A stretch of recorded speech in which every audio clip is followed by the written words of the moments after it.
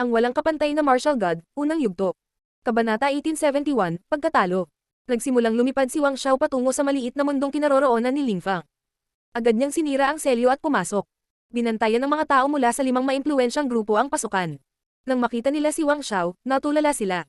May nagsabi, Master, tinatakan namin ang lugar dahil nagsimula na ang mga laban. Lumalabag ka sa mga patakaran kaya nilalabag ng Great Imperial Song City ang mga patakaran. Nang sabihin niya iyon, ang iba ay tumingin sa mga bantay ng Great Imperial Song City.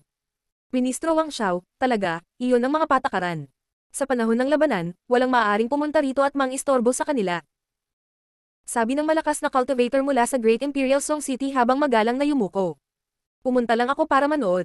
Hindi ako sasali. Sabi ni Wang Xiao. Bigla siyang lumipad muli, hindi pinapansin ng lahat. Walang nang ahas na pigilan siya. Ang mga mata ng ibang tao ay kumikinang. Ang lalaking ito mula sa Great Imperial Song City ay napakalakas, ngunit hindi sila kumbinsido na hindi siya sasali. Kung hindi, ang malalakas na cultivator ng ibang mga grupo ay magkakapit-bisig at sasalakayin siya ng sama-sama. Napakabilis, natagpuan ni Wang Xiao ang isang palasyo. Ang palasyong iyon ay ang lugar na binabantayan ni Ministro Kalasutra at ng iba pa. Naramdaman ni Ministro Kalasutra ang isang malakas na chi na papalapit at bumangon sa hangin. Nang makita niya si Wang Xiao, nagulat siya at tumingin sa kanya ng kakaiba. Wang Xiao, anong ginagawa mo dito? Tanong niya. Pumunta rito ang aking anak na kasama mo upang sakupin ang teritoryong ito, at ngayon ay patay na siya. Isa kang ministro at nakakagulat na tinatanong mo ako kung ano ang ginagawa ko dito. Malamig na tugon ni Wang Xiao, na nakatitig kay Ministro Kalasutra. Galit na galit siya. Patay na si Wang Zuo. Namangha si Ministro Kalasutra, hindi siya makapaniwala. Alam niya kung gaano kalakas si Wang Zuo. Siya ay napakalakas at napakatalino. Marami rin siyang mahalagang kayamanan. Hindi magiging madali ang pagpatay sa kanya. Hindi mo man lang alam. Galit na sigaw ni Wang Xiao. Ang malalakas na ilaw ay kumikinang sa kanyang mga mata. Nang makita ni Ministro Kalasutra ang ekspresyon ni Wang Xiao, sumimangot siya at sinabi, Wang Xiao, labis akong nalulungkot sa pagkawala mo. Si Wang Zuo ay isang tunay na henyo. Ngunit ang digmaan ay digmaan. Nasa isang teritoryo tayo na sinusubukan nating sakupin. Ang kamatayan ay hindi maiiwasan. Aking anak na lalaki. Sigaw ni Wang Xiao, sumabog sa galit. Ang boses niya ay may dalang explosive energies na nagpaikot sa langit. Ang mga kabataang lalaki ng Great Imperial Song City ay mamamatay dito. Walang makakatiyak na hindi sila mamamatay. Ang iyong anak na lalaki, si Wang Zuo, ay pumunta rito upang sakupin ang teritoryo. Sino ang makatitiyak na hindi siya mamamatay? Masyado lang siyang mahina. Paano mo masisisi ang sinuman? Sabi ni Ministro Kalasutra, na nagagalit ngayon. Hindi na siya magalang, at malamig ang tono ng pananalita niya.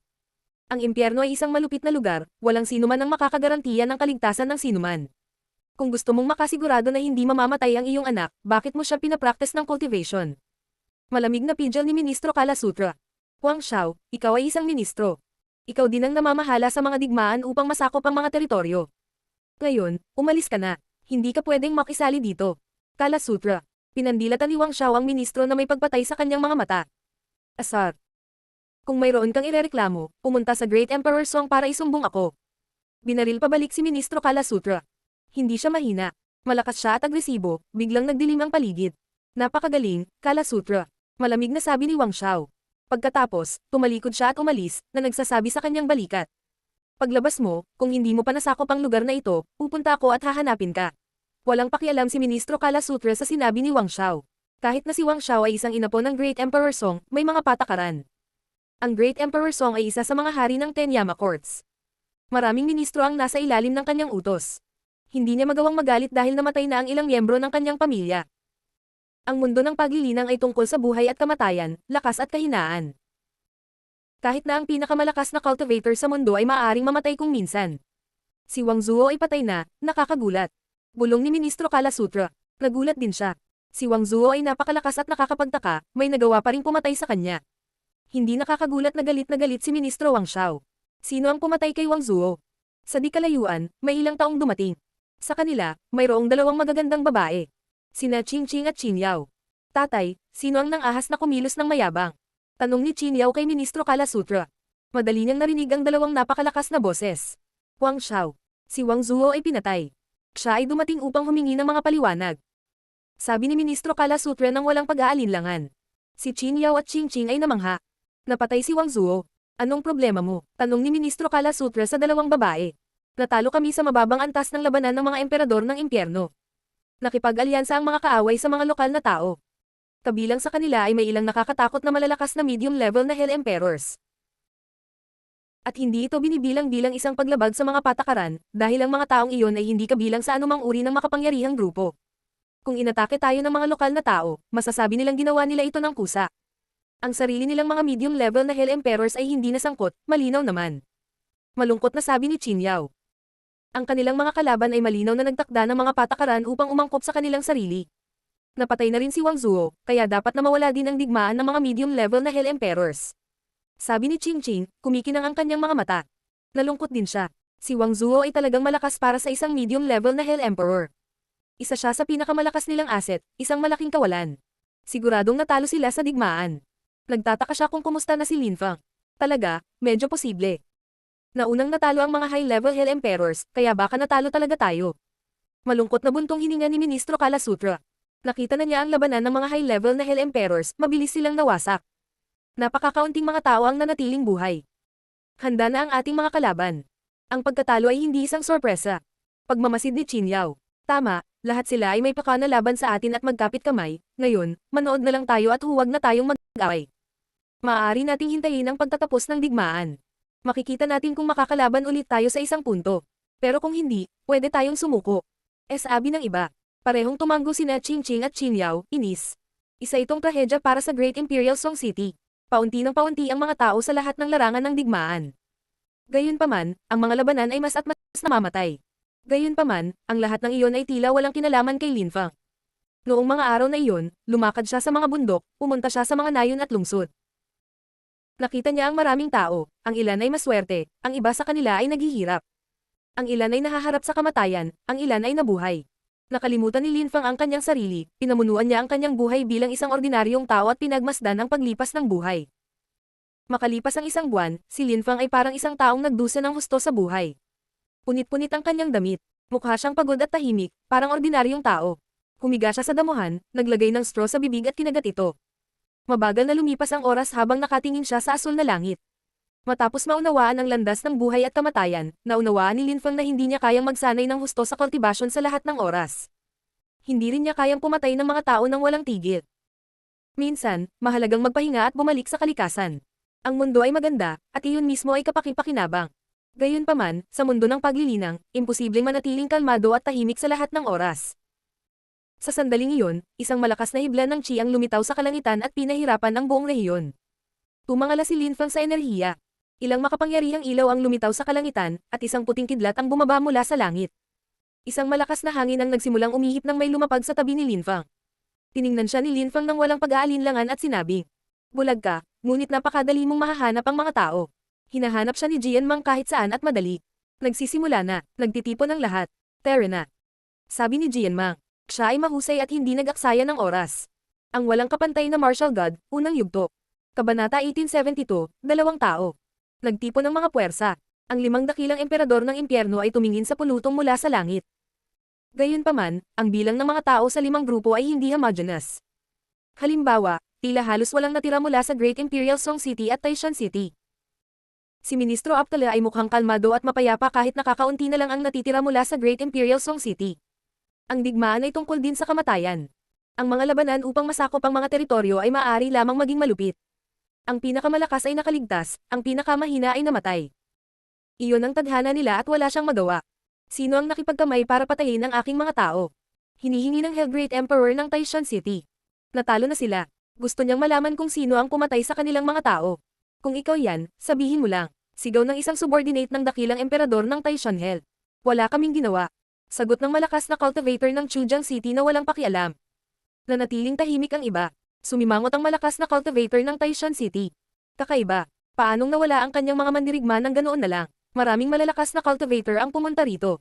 Ang Chujiang City ay nawalan ng pinakamababang bilang ng mga tao. Nanalo sila.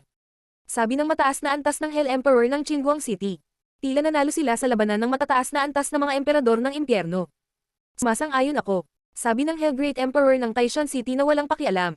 Tuluyan nilang binaliwala ang Great Imperial Song City, na wala nang natitira. Pagkatapos, tumingin sila sa Hell Great Emperor ng Pingding City. Sumasang-ayon din ako. Sabi ng Hell Great Emperor ng Pingding City. Ang malakas na cultivator ng Chujiang City ay ngumiti. Kaya nanalo kami. Malaki. Gayunpaman, sa sandaling iyon, dalawang tao ang dumating sa isang kislap ng liwanag. Lumingon ang karamihan at nakita ang isang bulag na lalaki at isang mababang antas na emperador. Tumangging sumuko ang Great Imperial Song City. Sabi ng bulag. Ang mga tao ay namangha. Ang 2 taong ito, kakaibang tiningnan ni Ministro Aptala sina Jian Mang at Lin Fang. May mga mahiwagang bagay na nangyari minsan. Sina Jian Mang at Lin Fang ay parehong nanalo ng 100 tagumpay sa parehong oras sa lungsod, tinalo din nila ang 9 na iba pang mga kampyon, at ngayon ay magkasama sila. Sila ang huling nakaligtas sa Great Imperial Song City. Lin Fang, nasaan ang iba? Tanong ni Ministro Aptala kay Lin Fang. Lahat ng ibang grupo ay nagplano na laban sa amin, kaya pagdating namin, inatake sila. Gayunpaman, nagpa siya akong umalis bago iyon, kaya hindi ko sila nakita. Tapos, nabangga ko si Jian Mang. Ewan ko sa iba. Mahinahong sabi ni Lin Fang. Tumanggo si Ministro Aptala. Ang mga digmaan ay malupit. Ang Great Imperial Song City ay nawalan ng maraming tao. Ministro Aptala, tinatanggap ba ng Great Imperial Song City ang resulta o hindi? Tanong ng malakas na cultivator ng Chujiang City na malamig na nakangiti. Hindi sumagot si Ministro Aptala. Tumingin siya kina Lin Fang at Jian Mang. Alam niyang hindi kapani-paniwalang mga mandirigma ang mga ito. Gayunpaman, napakaraming tao pa rin ng Chujiang City at si Lin Fang ay naging isang medium level na Hell Emperor. Tanging si Jian Mang lamang ang madaling makatalo sa iba pang medium level na Hell Emperors. Hindi kami. Sabi ni Jian Mang. Kung hindi, kailangan mong lumaban hanggang kamatayan. Sigurado ka ba? Tanong ng Hell Great Emperor ng Chujiang City na malamig na nakangiti. Mayroon pa silang 16 na medium level na Hell Emperors, 2 tao ang walang magawa laban sa kanila, sila ay kumikilos ng walang ingat. Sinabi ni Ministro Aptala. Jian Mang, Lin Fang, sigurado ka ba? Ministro, gusto naming lumaban. Sabi ni Lin Fang, tumanggo kay Ministro Aptala. Nang makita niya kung gaano sila ka-proud at confident sa sarili, nagulat siya pero napangiti siya. Sige, dahil gusto mong lumaban, sinusuportahan ko kayong dalawa. Hindi tinatanggap ng Great Imperial Song City ang resulta at gusto niyang magpatuloy sa pakikipaglaban. Gaano katapang? Sabi ng Hell Great Emperor ng Chujiang City na malamig na ngumiti. Ikanaway niya ang kanyang mga kamay at sinabi, lahat, labanan hanggang kamatayan. Ang mga miyembro ng iba pang mga grupo ay lumipat pabalik. Tumingin si Ministro Aptala kay Lin Fang at tumanggo. Bukod sa malalakas na cultivator ng Chujiang City at Lin Fang at Jian Mang, walang natira. Lahat ng iba ay lumipat pabalik at gustong panoorin ang labanan. Nag-deploy ka ng spell, papatay ako. Sabi ni Jian Mang kay Lin Fang. Tumanggo si Lin Fang sa kanyang pagsang-ayon. Bumagsak siya sa lupa at nagsimulang lumitaw ang mga marka sa lahat ng dako.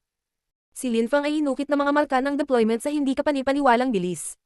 Deployment spells. Si Ministro Aptala ay namangha. Naiintindihan ni Lin Fang ang deployment spells. Naglabas si Lin Fang ng Wind Cosmic Energies sa paligid ng kanyang katawan para gumalaw ng mas mabilis. Nakakasilaw ang kanyang deployment marks. Nagulat ang malalakas na cultivator ng Chujiang City. Naglakas loob ang dalawang iyon na lumaban, may dahilan sila. Deployment spells. Patayin muna siya at pigilan siyang mag-deploy ng spell. Nagutos ng isang taong malamig. Maaaring nakakatakot ang mga deployment spell. Gumamit ng isang death spell at patayin siya kaagad. Malamig na sigaw ng isang tao, naglabas ng Death Cosmic Energies na nakapalibot kay Lin Fang. Gayunpaman, naglabas lamang si Lin Fang ng mga Cosmic Energies ng buhay upang kontrahin ang mga ito. Buhay Cosmic Energies. Ang Life Cosmic Energies ay maaaring magpahirap sa Death Energy. Naisip ng malalakas na cultivator ng Chujiang City na lahat ay nagsimulang magpakawalan ng Death Cosmic Energies sa parehong oras. Ang kanilang Death Cosmic Energies ay tunay na makapangyarihan, madali lang nilang napatay ang isang malakas na cultivator, ngunit nang ang mga enerhiyang iyon ay bumagsak sa katawan ni Lin Fang, sila ay naging buhay na Cosmic Energy. Nagsimulang lumitaw ang mga berdeng ilaw ng sigla sa paligid ni Lin Fang. Paano ito posible? Naisip ng mga kalaban ng Qi Jian na namangha. Hindi nila naiintindihan ang nangyayari. Hindi tumigil si Lin Fang sa paggalaw at pagukit ng mga nakakasilaw na marka. Ang mga kosmikong enerhiya ng demonyo at lupa ay tumaas sa hangin. Isang mapanirang lakas ang nagpahirap sa buong larangan ng digmaan. Isang malaimpyernong sibat ang sumugod sa kalangitan patungo kay Lin Fang, na may dalang purong kamatayan. Nagdilim ang hangin habang mabilis itong pasulong. Napangiti si Lin Fang, habang ang kanyang Tianji sword ay iniluwa ang lahat ng uri ng cosmic energies at bumangga sa sibat, agad itong nabag. Dose-dosenang mga suntok ang lumitaw sa himpapawid, at ang lakas ng kamatayan ay tumaas sa langit. Simple lang ang kanilang. Sirain sina Lin Fang at Jian Mang na may walang katapusang lakas ng kamatayan. Ang bilog ng buhay. Sabi ni Lin Fang. Ang kanyang buhay na kosmikong enerhiya ay naging isang puyo ng tubig at hinihigop ang lahat sa paligid. Ang papasok na lakas ng kamatayan ay patuloy na nagiging lakas ng buhay. Binuksan ni Lin Fang ang kanyang bibig at nilunok ang lahat ng enerhiya sa harap ng lahat ng kanilang mga mata. Hindi rin nagaksaya ng oras si Jian Mang. Gumalaw siya na parang kidlat na espada, ang kanyang sword energies na tumatama sa mata ng isang tao. Si Jianmang ay sinuntok ng isang kalaban at umubo ng dugo at napilitang paatros. Kakaiba ang mga atake ng espada ni Jianmang, hindi sila mukhang makapangyarihan ngunit nakamamatay. Patayin ang nagukit ng mga marka ng deployment. Galit na sigaw ng isang cultivator. Maraming tao ang sabay-sabay na umatake, gamit ang lahat ng uri ng iba pang cosmic energies para palibutan si Linfang. Lumayo si Linfang, at ang nakakasilaw na deployment mark ay nagsimulang kumikislap at tumaas hanggang sa kalangitan, bumangga sa lahat ng enerhiya. Nabura ng kanilang pagsasamahan ang kalangitan. Ang mga enerhiya ng buhay ni Linfang ay naging isang malakas na vortex, na bumubuo ng isang higanteng pattern ng buhay at kamatayan. Ang kanyang buhay at kamatayan na enerhiya ay naging isa. Ang kanyang mga enerhiya sa buhay ay nagpapagaling sa kanya at ginagamit niya ang kanyang mga lakas ng kamatayan upang umatake. Naisip ni Ministro Aptala, nakawili-wiling na mangha. Naiintindihan na ni Linfang ang mga enerhiya ng buhay at kamatayan. Kasabay nito, maaari pa siyang mag-deploy ng mga spell. Lalong humahanga si Ministro Aptala araw-araw. Ang dambuhalang pattern ay bumagsak sa kalangitan, at biglang maraming tao ang nahulog mula sa himpapawid. Nagpatuloy si Jianmang sa paggalaw sa bilis ng kidlat. Nakakasilaw ang kanyang mga sword lights. Ang mga nakakakilabot na hiyawan ay patuloy na umalangaw at maraming mga tao ang nagsimulang dumudugo. Anong mabilis na espada? Ang kanyang espada ay kumikilos na parang kidlat. Nayanig ang karamihan. Nakakatakot ang 2 taong ito. Sino ang nakakaalam na may mga ganoong cultivator sa Great Imperial Song City? Ang walang kapantay na martial god, unang yugto. Kabanata 1873, ikaw ang tanging tunay na talo. Nagulat at namangha si Ministro Aptala sa lakas ni Linfang at Jianmang. Bulong niya sa sarili. Hindi ito kakaibang uri ng cosmic energy, ito ay light cosmic energy. Mayroong walang katapusang bilang ng mga cosmic energies, ngunit ang pinakakaraniwan ay hindi marami, at kadalasang nauugnay sa 5 elemento. Gayunpaman, ang ilang mga tao ay gumamit din ng makapangyarihan at kakaibang cosmic energies, gaya ng karaniwang kaso ng ilang mga tao mula sa mga angkan ng hayop o mga taong may mga king body type. Maaari silang gumamit ng kakaiba at mahiwagang cosmic energies dahil minana nila ang mga ito. Ang ilang mga cosmic energies ay nauugnay sa mga elemento. Halimbawa, ang enerhiya ng apoy ng Golden Crow ay isang pinahusay na bersyon ng enerhiya ng araw. Ang ilang napakatalino na mga tao ay nauunawaan ang pagkabulok ng cosmic energy, at kapag naabot ang kaliwanagan, ang mga taong iyon ay maaaring kontrolin ang oras. Ang ilang mga hindi kapani-paniwalang tao ay maaari ring kontrolin ang magaan na cosmic energy.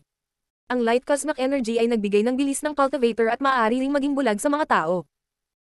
Kasama ng mga diskarte sa espada, ang kanilang mga pag-atake ay maaaring napakalakas. Hindi man lang niya ginamit ang kanyang buong lakas sa entablado ng labanan, kung hindi ay nagawa rin niyang talunin ang 6 na tao ng sabay-sabay. Isip ni Ministro Aptala, na nanonood kay Jianmang. Buhay, kamatayan, liwanag, at espada ang mga kosmikong enerhiya ay pumuno sa hangin, at kasabay ng nakakawasak na deployment spell, kalahati ng malalakas na cultivator ng Chujang City ay napatay na. Nang maghiwa-hiwalay ang lahat ng lakas, napansin ng karamihan na 1 dosenang tao ang namatay, at 3 ang nabulag. 2 pa ang malubhang nasugatan, 1 ang bahagyang nasugatan, at 2 ang hindi nasaktan. Nang makita ng karamihan ang lahat ng ito, sila ay namangha.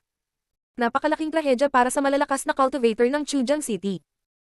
May gustong sabihin ng malakas na cultivator ng Chujang City, ngunit sa huli ay hindi niya ginawa. Hindi siya nakaimik. Nagpatuloy sa paggalaw si Jianmang. Ang kanyang mga pag-atake ay mukhang simple pa rin, ngunit sila ay nakamamatay. Sabay-sabay na namatay ang 3 taong nabulag, ang mga ilaw ng kanyang espada ay tumatagos sa kanilang mga kaluluwa at laman.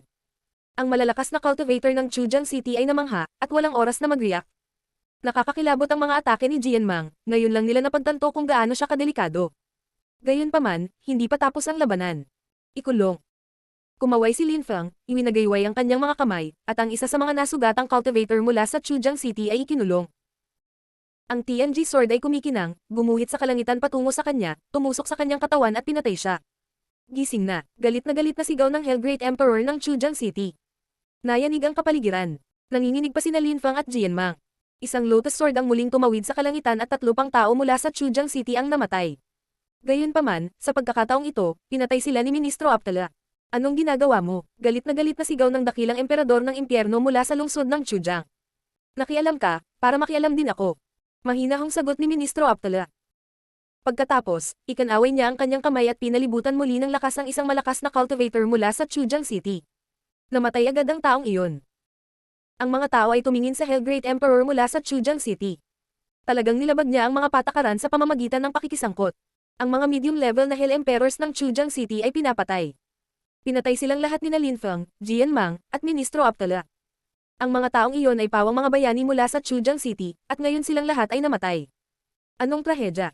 Taishan City, Taiguang, Pingding City, sumuko na silang lahat. Ngayon, nagpa siya ang Chujiang City na labanan ng Great Imperial Song City, at ang Great Imperial Song City ay nanalo sa labanang ito. Wala naman sigurong masasabi tungkol dito diba? Tanong ni Ministro Aptala. Ang mga dakilang emperador ng impyerno ng Taishan City at ang iba pang mga lungsod ay tumanggo. Ang Great Imperial Song City ay may dalawang hindi kapani-paniwalang cultivator, wala silang masabi laban sa kanila. Wala silang pakialam kung ang lahat ng malalakas na cultivator mula sa Chujiang City ay namatay, wala itong kinalaman sa kanila. Masaya silang nanood ng laban. Ang dakilang emperador ng Chujian Hell ay malamang na galit sa mga tao mula sa Great Imperial Song City. Ito ay mas nakakatuwa sa ganoong paraan. Sigurado akong magkikita pa tayo. Sabi ng Hell Great Emperor ng Chujiang City, na nakatitig kay Ministro Aptala, Lin Feng, at Jian Mang Aisali.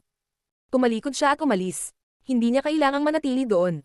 Nagkaroon sila ng pag-asa para sa larangang ito, natalo na nila ang dalawa pa. Ngayon, wala na sila. Umalis din ang mga cultivator ng Taishan City. Natalo rin sila sa 3 laban. Tara na, tahimik na sabi ni Ministro Aptala. Isang napakalaking Blue Aptala Lotus ang lumitaw. Tumalon sina Lin Feng at Jian Mang sakay nito, at umalis silang lahat. Ngayon, nagpunta ang mga dakilang emperador upang magtipon kung saan nakikipaglaban ang mga matataas na antas na emperador. Doon nagtipon ang 3 grupo. Sina Wang Xin at Ministro Kala Sutra ay tumingin kay Ministro Aptala. Sinabi ni Wang Xin, akala ko talo na tayo, pero bakit ka bumalik kasama ang 2 tao? Tinitigan ni Ministro Kala Sutra sina Jian Mang at Lin Feng. Ang alam lang niya ay namatay na si Wang Zuo, kaya naisip niyang matatalo sila sa labanang iyon. Gayunpaman, sinabi na ngayon sa kanya ni Ministro Aptala na nanalo sila sa labanang iyon gamit ang telepathy. Lahat ng iba ay namatay sa pakikipaglaban. Sabi ni Ministro Aptala. Si Wang Xin ay natigilan, lahat sila ay namatay sa labanan.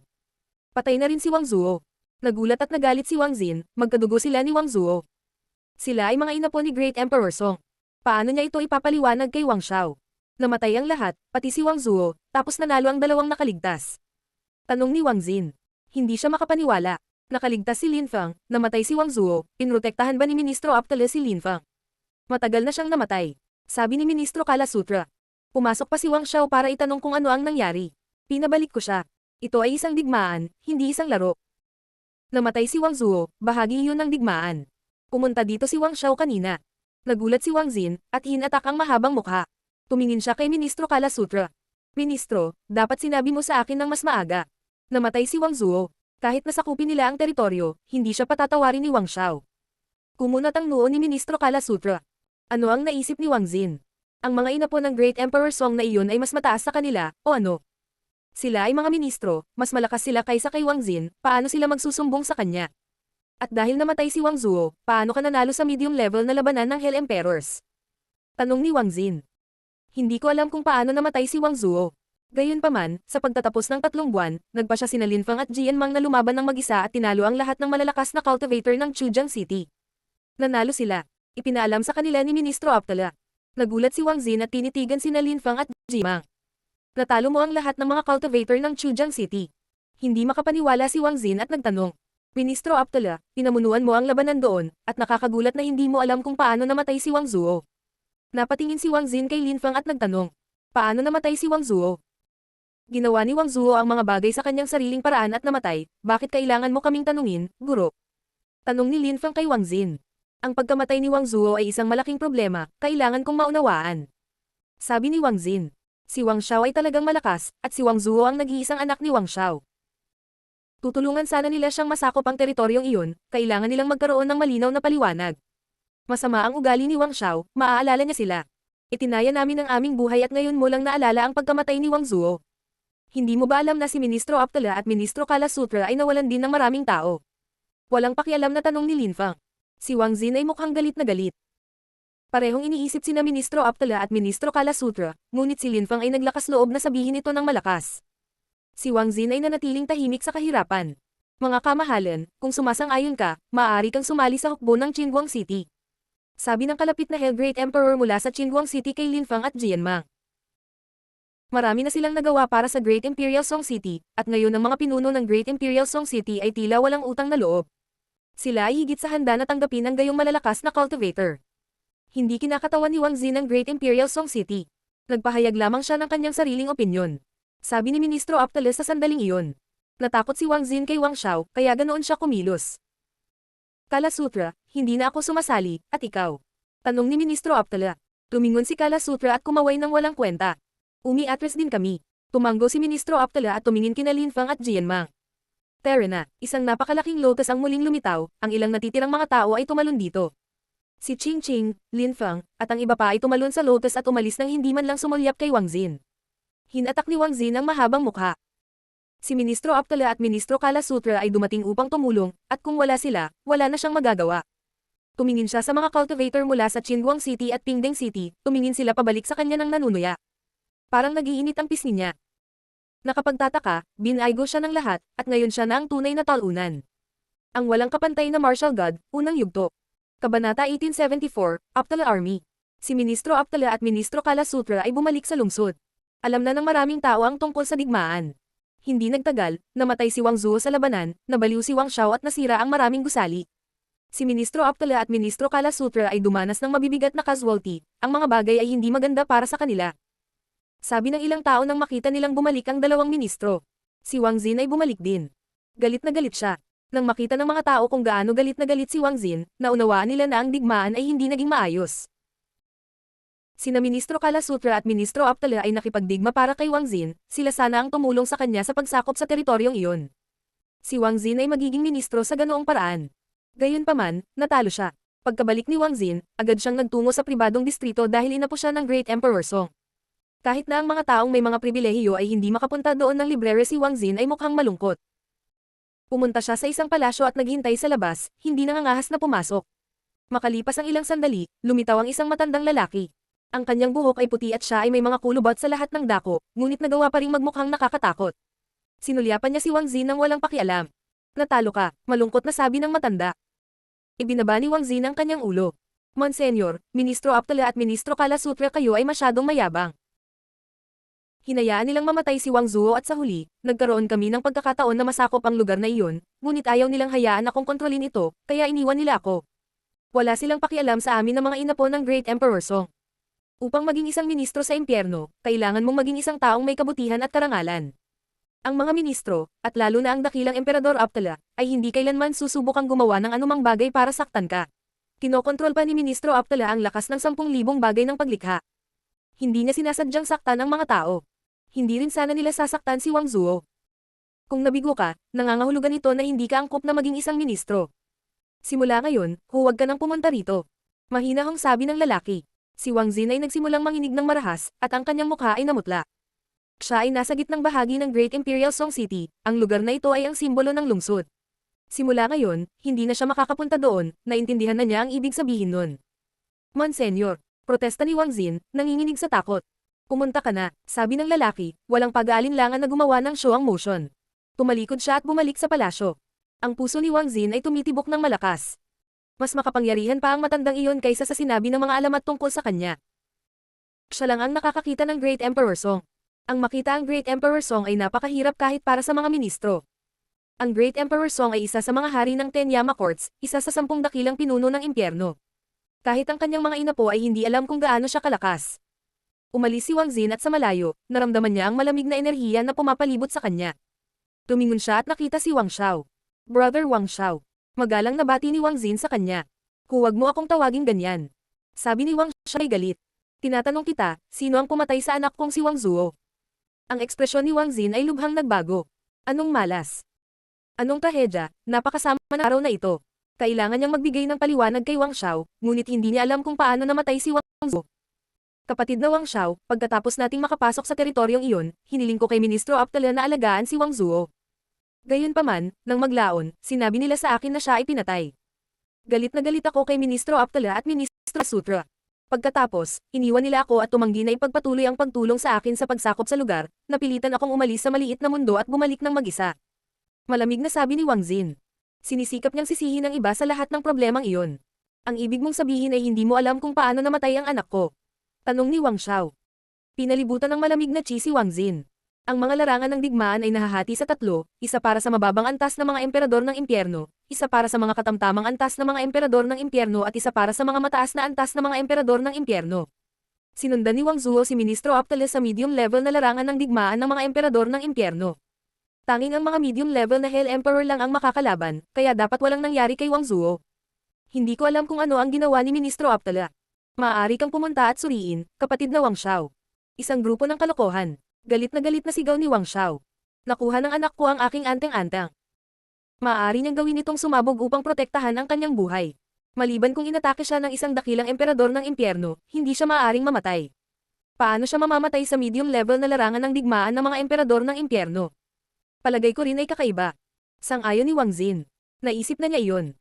Kung nahaharap si Wang Zuo sa panganib, nabasag na niya ang anteng-anteng o gumamit ng Great Imperial Weapon. Gayunpaman, siya ay pinatay gayunpaman. May isa pang posibilidad. Biglang sabi ni Wang Xin na parang may naisip. Anong posibilidad? Tanong ni Wang Xiao. Isa sa iyong mga tao ay maaaring pumatay sa kanya. Iminungkahi ni Wang Xin ng malamig. Talaga, si Ministro Aptala ay bumalik na mag-isa kasama sina Lin Fang at Jian Ma. Ang isa sa kanila ay bulag, ang isa ay naging medium level na Hell Emperor. Paano sila magiging sapat na malakas para patayin ang lahat ng mga medium level na Hell Emperors na iyon? Paano sila nakipagtulungan? At saka, medyo close sina Ministro Aptala at Lin Fang, inaalagaan niya si Lin Fang. Bumalik pa nga si Lin Fang sa punong tanggapan ni Ministro Aptala. Kumunat ang noo ni Wang Xiao. Ang kanyang anak ay namatay, at ang bagay ay lubhang kakaiba, kaya ang anumang bagay ay posible. Si Lin Fang at Jian Mang lang ang nakaligtas. Kapatid na Wang Xiao, mayroon kang pamamaraan ng inspection, kung susuriin mo ang kanilang mga alaala, malalaman mo ang katotohanan. Sabi ni Wang Xin. Tila nag-iisip si Wang Xiao. Wala siyang magawa laban kay Ministro Aptala at Ministro Kala Sutra. Tungkol kina Lin Fang at Jian Mang, kailangan lang niya ng pagkakataon para atakihin sila. Kung tutusin, sila ay mga panauhin ni Ministro Aptala. Hindi niya ma-take ang mga ito ng lantaran. Gayunpaman, ang kanyang anak na si Wang Zuo ay namatay. Kailangan niyang subukan ang lahat ng kanyang makakaya. Hindi alam ni Lin Fang kung ano ang pinag-uusapan ni Wang Xiao at Wang Xin. Siya ay nasa punong tanggapan ni Ministro Aptala. Ministro Aptala, nasaktan namin si Wang Xin. Isa siya sa mga inapo ni Great Emperor Song. Hindi ba sila magdudulot ng gulo? Tanong ni Lin Fang kay Ministro Aptala. Nasa hell tayo. Mayroong 10 Yama Courts. Kung magkakaroon tayo ng sama ng loob sa isa't isa, mawawala ang Great Imperial Song City. Lin Fang, kailangan mong maunawaan na ang lakas ang mahalaga dito. Sabi ni Ministro Aptala. Ang Great Imperial Song City ay isa sa 10 lungsod ng impyerno. Lakas lang ang mahalaga. Ang sino mang malakas ay ginagalang. Si Lin Fang ay ganoong tao. Ministro, minana ba ng mga hari ang kanilang posisyon bilang hari ng 10 Yama Courts? Tanong ni Lin Fang. Tumingin si Ministro Aptala kay Lin Fang, ngumiti at umiling. Siyempre hindi. Nakuha ang posisyon ng hari ng 10 Yama Courts dahil sa lakas. Kung ang isang tao ay naging isang walang katulad na cultivator at matalo ang Great Emperor Song, pagkatapos ay papalitan nila siya. Ngunit walang sino man ang sumubok na salakayin ng Great Emperor Song sa loob ng libu-libong taon. Si Lin Fang ay natulala. Ang Great Emperor Song ay naging isa sa mga hari ng 10 Yama Court sa loob ng libu-libong taon. Gaano kalakas? Siyempre, kahit hindi sinasalakay ni Wang Xin ang malalakas na tao, baka susubukan at atakihin kanya. Tutal, nasaktan mo rin siya. Kailangan mong mag-ingat. Babala ni Ministro Aptala. Tumanggo si Lin Fang, alam niya iyon. Tara na, Lin Fang. Ipapakita ko sa iyo ang paligid ng distrito ng Aptala. Sabi ni Ministro Aptala, na nakangiti kay Lin Fang. Dinala niya si Lin Fang sa iba't ibang gusali. Makalipas ang maikling panahon, nakarating sila sa harap ng isang lawa, at lamusong sa tubig. May pinto doon, parang ilusyon. Tinawid nila ito at napunta sa isang patio. May pattern sa ilalim ng paa ni Lin Fang. Teleportation Deployment Spell. Naisip ni Lin Fang na tinitingnan ang mga marka ng pattern. Ang mga marka ay mga banal na marka. Matapos masakop ni Ministro Aptala ang isang teritoryo, gumawa siya ng Teleportation Deployment Spell para madaling pumunta doon. Tara na, si Ministro Aptala at Lin Fang ay bumangon sa hangin. Pagkaraan ng maikling panahon, lumitaw sila sa itaas ng isang magandang matubig na mundo. Maraming talon at ilog. Tumingin si Lin Fang sa malayo at nakita ang mga taong nakasuot ng Aptala armor. Nakaupo silang nakakross ang paa at nagsasanay sa paglilinang. Ang ilan sa kanila ay nag-away laban sa isa't isa upang magsanay. Ang iba ay nagsalita tungkol sa paglilinang. Ang mga taong iyon ay napakalakas din. Ang mga taong iyon ay mga miyembro ng hukbo ng Aptala. Marami silang nagtutulungan. Maaari silang lumaban sa isa't isa upang ihambing ang kanilang sarili, at maaari nilang pag-usapan ng tungkol sa paglilinang. Pinapasiyal ko din sila minsan. Siyempre, kung gusto nilang mag-isa, kaya rin nila. Tinutulungan nila akong kontrolin ang bahaging ito ng impyerno. Ang mga taong may talento ay maaaring sumali sa aking hukbo. Paliwanag ni Ministro Aptala kay Lin Fang. Tumanggo si Lin Fang. Kinokontrol ng hukbong ito ang isang bahagi ng impyerno. Ang walang kapantay na martial god, unang yugto. Kabanata 1875, Hamon ng Bansang Celestial. Ministro. Bati sa kanyang hukbo, yumuko sa harap ni Ministro Aptala. Huwag mo akong pansinin. Mahinahong sabi ni Ministro Aptala. Nagpatuloy ang mga tao sa kanilang ginagawa. Ministro, nararamdaman ko ang layunin ng Blue Aptala Lotus dito, bakit? Tanong ni Linfang sa kanya. Tumiti si Ministro Aptala. Tumayo ka sa itaas at obserbahan ang rehiyon, mauunawaan mo. Nagulat si Linfang. Bumangon siya sa hangin, tumago sa ilang ulap, at tumingin sa ibaba. Ang napakalaking yelo at matubig na mundong iyon ay may hugis ng lotus. Ang mga bundok ay naglalakihang talulot. Blue Aptala Lotus. Natigilan si Linfang. Bumaba siya pabalik kay Ministro Aptala. Tumiti si Ministro Aptala at sinabi. Ito ay isang patag na lupain, kaya nagtanim ang aking ama ng ilang mga buto ng Blue Aptala Lotus dito. Ito ay naging isang mundo ng tubig at yelo. Maraming malalakas na cultivator dito ang nagsasanay ng hellish ice cultivation, gaya ng ginawa ng tatay ko. Nagsasanay ako ng paglilinang ng apoy. Kaya ngayon masyado maraming tao dito ang kumokontrol ng apoy. Lahat ng tao ay maaaring magsanay kung ano ang gusto nila, lahat ay ang master ng kanilang sariling kapalaran. Ang bawat tao ay pumili ng iba't ibang mga landas. Pinili mo na ang landas ng buhay at kamatayan. Mas naiintindihan mo ang buhay at kamatayan kaysa sa karamihan ng mga tao. Kahit na hindi ko maimpluwensyahan ang kapalaran ng mga tao, at least, matutulungan ko sila. Mabagal na sabi ni Ministro Aptala. Tumanggo si Linfang. Naunawaan ng mga cultivator ang cosmic energies. Ang mga cosmic energies ay nakaimpluwensya sa buhay ng isang cultivator at kung ano ang maaari nilang maunawaan o pag-aralan mamaya. Ngunit walang naayos. Sinabi ni Ministro Aptala kay Linfang. Ang aking landas ng Aptala ay ang aking sariling landas. Maaari kitang tulungan, ngunit hindi ako makapagpasya ng anuman para sa iyo. Si Linfang ay natulungan ng malaki ni Ministro Aptala, kung wala siya ay hindi siya malilinis ng life-death cosmic energy. Ministro, kaya kapag nagmamasid ako sa Blue Aptala Lotus, hindi ko maaaring hiramin ang iyong mga ideya upang mapunta ang mga ito sa sarili kong landas. Tanong ni Linfang. Siyempre pwede, pero ginagamit mo lang, hindi lahat na apli mo. At gayon paman, ang mga makapangyarihang pamilya ay lumilitaw ng ganoon. Ang kanilang mga ninuno ay patuloy na nagpapasa ng mga bagay sa kanilang mga inapo, at sila ay nagiging mas malakas at mas malakas kung gagawin nila ang mga tamang bagay. Paliwanag ni Ministro Aptala. Tumanggo si Linfang. Iyon ang tungkulin ng isang guro. At saka, may kakaibang bato sa mundong ito, na tinatawag na Mark of the Path. Pinahihintulutan ito ang mga cultivator na maunawaan ang lakas ng kaliwanagan. Binanggit ni Ministro Aptala. Si Linfang ay nalinas na ng life-death dual energy. Kahit na maraming magagaling na emperador ay hindi kayang makamit iyon. Ito ay hindi isang pamantayan upang maging isang mahusay na emperador sa lahat. Gayunpaman, ito ay isang kalamangan kung ang isang mahusay na emperador ay sumailalim sa proseso. Tanda ng landas. Iyon ang unang pagkakataon na narinig ni Linfang ang tungkol sa kakaibang bagay na iyon. Tunay, ang tanda ng landas. Mayroong maraming mga uri ng mga marka ng landas. Ang pinakasimpleng mga ito ay ginagamit ng mga cultivator upang markahan ang kanilang landas sa loob. Mayroon ding mga marka ng landas na ginagamit ng mga cultivator bago mamatay. Hindi sila ganap na namamatay, inilalagay nila ang kanilang buhay sa bato at pagkatapos ay ito ay nagiging landas ng kanilang buhay. Pagkatapos, maaari silang magamit ng kanilang mga inapo. Ito ay isang napakahalagang kayamanan at ang mga ito ay napakabihirang gamitin. Ang ilang malalakas na cultivator ay gumagawa ng gayong mga bato, ngunit kailangan nilang malaman na sila ay mamamatay para magawa iyon. Ang kapangyarihan ng naturang bato ay nakasalalay sa komprehensibong kakayahan ng cultivator sa panahon ng kanyang buhay. May isa pang kakaibang bato, ang bato ng fertility ng Earth at Sky. Napakahalaga nila. Iba't ibang marka ng landas ay may iba't ibang halaga. Mabagal na sabi ni Ministro Aptala. Tahimik na nakinig si Linfang. Palalim ng palalim ang kanyang kaalaman sa paglilinang. Mayroong lahat ng uri ng lakas, tumutugma sa iba't ibang uri ng marka ng landas, ang mga batong iyon ay maaaring makatulong sa mga cultivator na magsanay. Pinili ni Eugene ang landas ng kawalang awa. Nagsimula siya sa pamamagitan ng pagsasanay ng mga kasanayan, at pagkatapos ay nagsimula siyang lumakad sa landas ng kawalang awa. Napaisip si Linfang sa sarili. Bigla niyang napagtanto kung gaano kahiwaga ang tatlong buhay na kasulatan. Gamit ang tatlong buhay na mga banal na kasulatan, ang isang cultivator ay maaaring pumili ng iba't ibang mga landas. Gakas. Sa isang katawan, mayroong maraming mga limitasyon, at ang isang cultivator ay maaaring pumili lamang ng isang landas upang makamit ang kaliwanagan. Sa maraming katawan, mas madaling makamit ang kaliwanagan. Sa sandaling iyon, may bumangon sa himpapawid at bumati kay Ministro Aptala. Ministro, Shichuan, tapos ka na bang pumili ng mga tao? Tanong ni Ministro Aptala kay Shichuan. Higit sa 50 tao ang payag. Ipinaalam ni Shichuan kay Ministro Aptala. Mukhang nagulat si Ministro Aptala at ngumiti. Napakaraming tao. Oo, lahat sila ay bayani. Iniisip ko kung gaano karaming tao ang makakaligtas. Sang-ayon ni Shichuan. Nagulat si Linfang. Isa pang mapanganib na kaganapan ang mangyayari. Desisyon nila iyon. Maaari lamang silang umasa sa kanilang sarili. Mahinahong sabi ni Ministro Aptala. Sabihin mo lang sa kanila na mag-ingat. Kahit na wala silang makuha, ang pinakamahalaga ay ang mabuhay, kung hindi, ang pagiging isang cultivator ay walang silbi. Naiintindihan ko, tumanggo si Sichuan.